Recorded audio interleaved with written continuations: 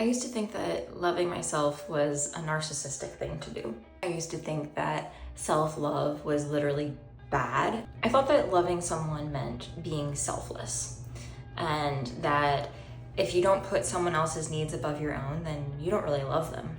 And we could definitely psychoanalyze my childhood and figure out where that belief originated from, but that's for a different video.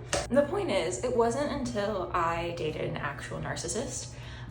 We had like a 3-month situationship right after my 8-year relationship ended, and it was the worst experience of my life. And I realized that he had this deep, deep hatred for himself.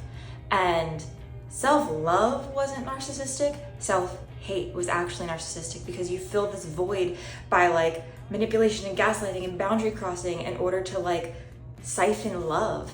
And that was when I was like, whoa, it's actually okay to love myself. And it's actually the most loving thing that I can do. Because when you love yourself, you can pour from a full cup.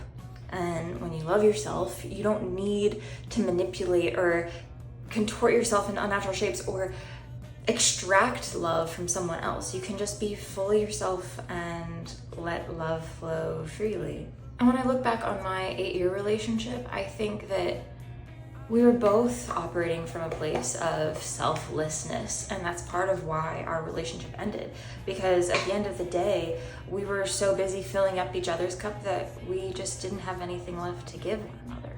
But loving yourself feels really scary when you've been taught your whole life that it's a dangerous, selfish thing to do. You feel like a bad person when you start to put yourself first. I still feel guilty for upholding my boundaries sometimes. I still feel guilty for having non-negotiables and deal breakers and saying what I am and am not okay with.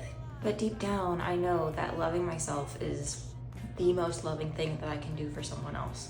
Because compromising on your values isn't selflessness. It's just gonna lead to resentment, and it's actually not very kind.